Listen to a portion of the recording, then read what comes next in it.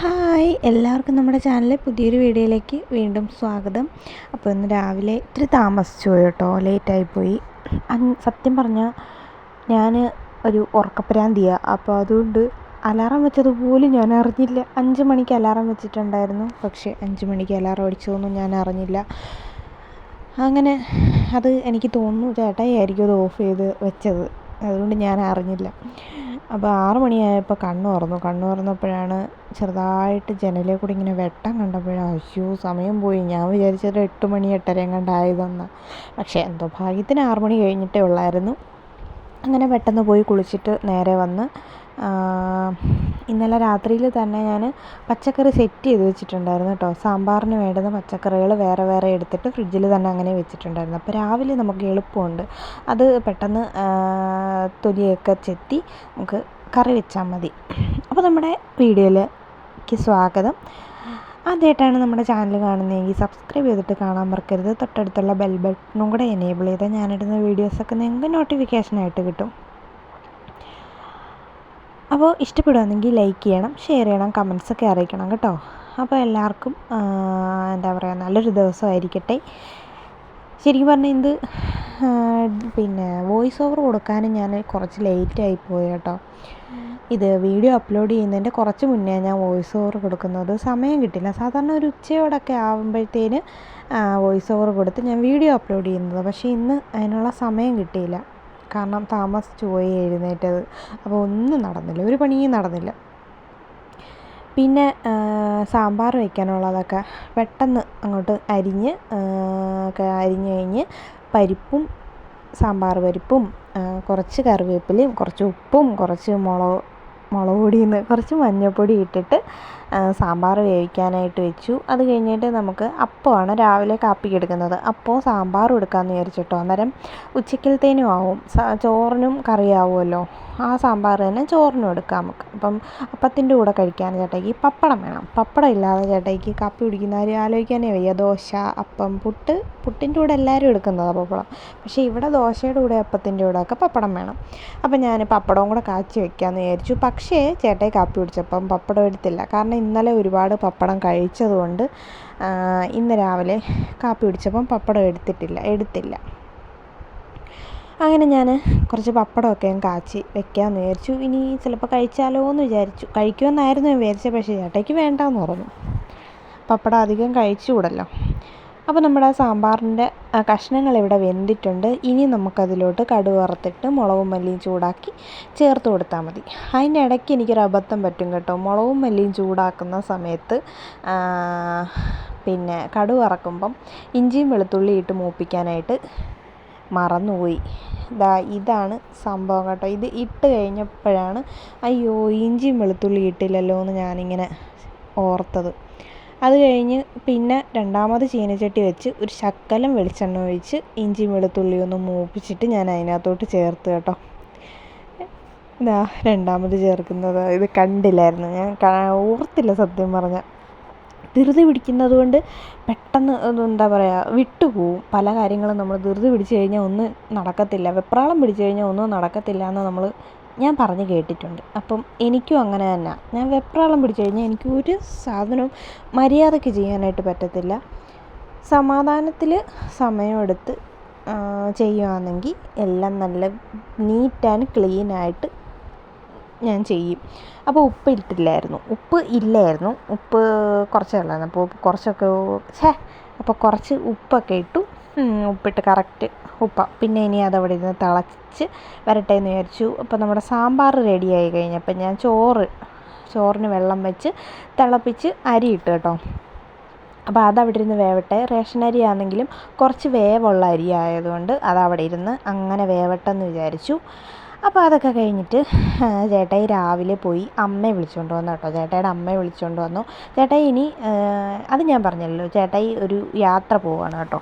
ചേട്ടായി തൃശ്ശൂർ പോയിട്ട് ഇനി നാളെ രാത്രി 1 മണി ആ സമയത്തൊക്കെ തിരിച്ചു വരത്തുള്ളൂ. അപ്പം അമ്മ ഇവിടെ കൊണ്ട് നിർത്തിയിട്ട് പോകാമെന്ന് വിചാരിച്ചു. അങ്ങനെ അമ്മ പോയി വിളിച്ചുകൊണ്ട് വന്നിപ്പം അമ്മ ഇവിടെ ഉണ്ട്. അപ്പം അമ്മ കേട്ടോ മീനൊക്കെ എനിക്ക് വൃത്തിയാക്കി തന്നത്. അപ്പം പെട്ടെന്ന് അതുകൊണ്ട് മീനും കൂടി കറി വയ്ക്കാം എന്ന് വിചാരിച്ചു. അപ്പോൾ ചേട്ടായി ഇപ്പം ജോലിക്ക് പോയിട്ടുണ്ട്. രാവിലെ അമ്മയെ വിളിച്ചുകൊണ്ട് വന്നിട്ട് കുളിച്ച് റെഡിയായി കാപ്പിയൊക്കെ കുടിച്ചിട്ട് ജോലിക്ക് പോയി. ഇനി ഉച്ചയ്ക്ക് വന്നിട്ട് കഴിച്ചിട്ട് വേണം തൃശ്ശൂർ പോകാൻ. അങ്ങനെ 4:30ക്കാണ് ട്രെയിന്. അപ്പോൾ അങ്ങനെ ആൾ പോകും. അപ്പോൾ നമ്മുടെ മീൻ കറിക്ക് അങ്ങോട്ട് വെക്കാൻ പോവാം കേട്ടോ. ഇനി മീനും കൂടി വെന്താൽ മതി, നമ്മുടെ പരിപാടി കഴിഞ്ഞു. പിന്നെ കഴിക്കാൻ നേരം വറക്കാനുള്ള മീനെടുത്ത് വറുത്താൽ മതി. അപ്പം ഇന്നത്തെ നമ്മുടെ വീഡിയോ എന്ന് പറയുന്നത് ഈ കാര്യങ്ങളൊക്കെ തന്നെ കേട്ടോ. പിന്നെ വേറൊരു കാര്യമുള്ളത്, ചേട്ടായി പോകുന്നു. കഴിഞ്ഞ പ്രാവശ്യം തൃശ്ശൂർ പോയപ്പം എന്നെ നീലൂട്ടനെയും കൂടെ കൊണ്ടുപോയായിരുന്നു കേട്ടോ. അപ്പോഴാണ് നമ്മൾ ഗുരുവായൂരും വടക്കുംനാഥ ക്ഷേത്രത്തിലും ഒക്കെ നമ്മൾ പോയിട്ട് വന്നത്. അപ്പോൾ ഇപ്രാവശ്യം ചേട്ടായി മാത്രമേ പോകുന്നുള്ളൂ കേട്ടോ. ചിലവാണ് പോകുന്നതിന്, 3 പേർക്ക് പോകാനായിട്ട് ചിലവല്ലേ. അപ്പം ചേട്ടായി മീറ്റിങ്ങിന് പോകാനായിട്ട് ഷർട്ടൊക്കെ തേക്കുക കേട്ടോ. മീറ്റിംഗ് ഇടാനുള്ള ഷർട്ട് തേക്കുക. ഈ ഷർട്ട് തേക്കുന്നതിനൊരു ട്വിസ്റ്റ്. ഷർട്ട് നല്ല വെടിപ്പായിട്ട് ഒരു ഷർട്ട് തേക്കുന്നത് എങ്ങനെയാണെന്നൊന്നും എനിക്കറിയത്തില്ല. എൻ്റെ ഒരു ഐഡിയ വെച്ചിട്ട് ഞാനങ്ങ് തേക്കും. എൻ്റെ ഐഡിയ വെച്ചിട്ട് തന്നെ ഞാനത് മടക്കും കേട്ടോ. സാധാരണ നമ്മൾ തുണിക്കടയിലൊക്കെ ചെല്ലുമ്പോൾ എന്താ പറയുക, ഷർട്ടൊക്കെ മടക്കി വെച്ചേക്കുന്നുണ്ടല്ലോ, അതേപോലെ എൻ്റെ ഐഡിയയിൽ ഞാൻ മടക്കും, അത്രയേ ഉള്ളൂ. പക്ഷേ ഇതിങ്ങനെ നല്ല വെടിപ്പായിട്ട് തേച്ച് വന്നപ്പോഴാണ് ബട്ടൺസിൻ്റെ അവിടെ കരി മാതിരി എന്തോ. ഒന്നാമത് വെള്ള ഷർട്ട്, ഈ വെള്ള ഷർട്ടാണ് മീറ്റിങ്ങിന് ഇടുന്നത്. അപ്പോൾ അതിൻ്റെ കൂടെ അതിനകത്ത് കരിയും കൂടെ കണ്ടു. അപ്പം അപ്പോഴ് തന്നെ ഒരു 1:30 കഴിഞ്ഞിട്ടുണ്ട്, ഒരു 1:45 ആയിട്ടുണ്ട്.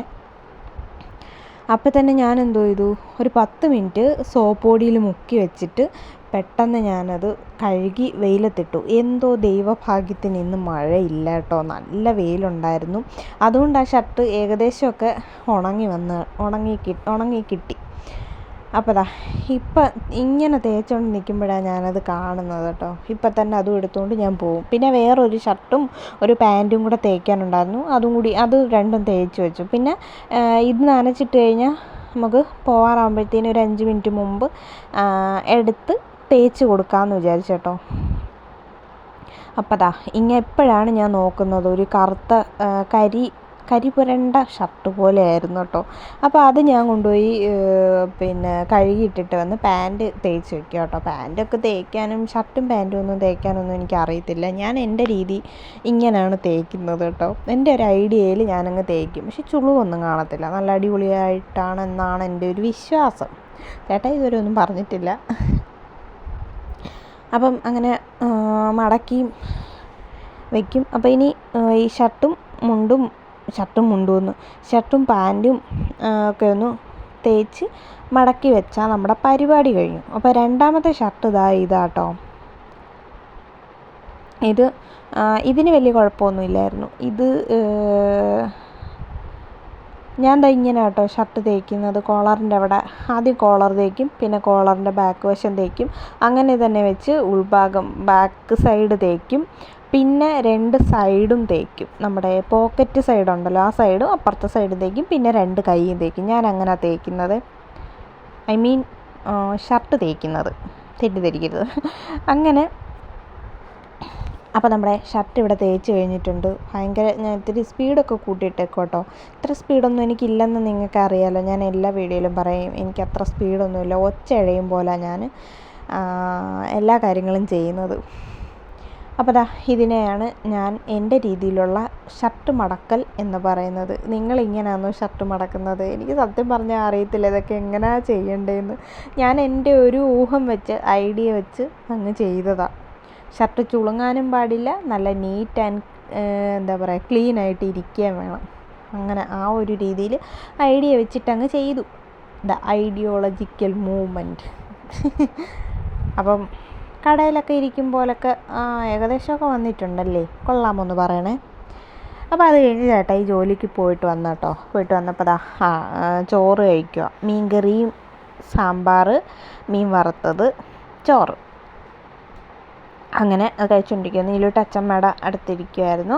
അപ്പോൾ ഇതെല്ലാം കഴിഞ്ഞിട്ട് ചേട്ടായി പെട്ടെന്ന് റെഡിയായിട്ട് പോവാനായിട്ട് ഇറങ്ങി കേട്ടോ.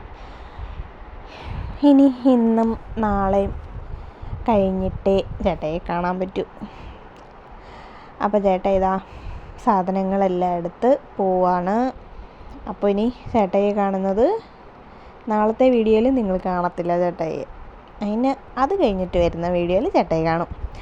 അപ്പോൾ അതാ ചേട്ടായി ടാറ്റ ബൈ ബൈ ഒക്കെ പറഞ്ഞ് പോവാം. നീലൂട്ടൻ ഭയങ്കര സീനായിരുന്നു ഗൈസ്. നീലൂട്ടൻ ഭയങ്കര കരച്ചിലൊക്കെ ആയിരുന്നു ചേട്ടായി വണ്ടി എടുത്ത് പോയപ്പോൾ അവനെ കൊണ്ടുപോകാത്തതിന്. അപ്പം ദാ ഇത്രയൊക്കെയാണ് നമ്മുടെ ഇന്നത്തെ വിശേഷങ്ങളും കാര്യങ്ങളും ഒക്കെ. ഇനി ഞാനും അമ്മയും നീലൂട്ടനും മാത്രം വീട്ടിൽ. അപ്പോൾ നമ്മുടെ ഇന്നത്തെ വീഡിയോ ഇത്രയേ ഉള്ളൂ കേട്ടോ. അപ്പോൾ വീഡിയോ ഇഷ്ടപ്പെടുകയാണെങ്കിൽ ലൈക്ക് ചെയ്യുക, ഷെയർ ചെയ്യുക, കമൻസൊക്കെ അറിയിക്കാം. നീലൂട്ടൻ്റെ കൈ കാണും, നീലൂട്ടൻ കരയുക കേട്ടോ. അപ്പോൾ അടുത്ത വീഡിയോയിൽ കാണാം. Bye bye.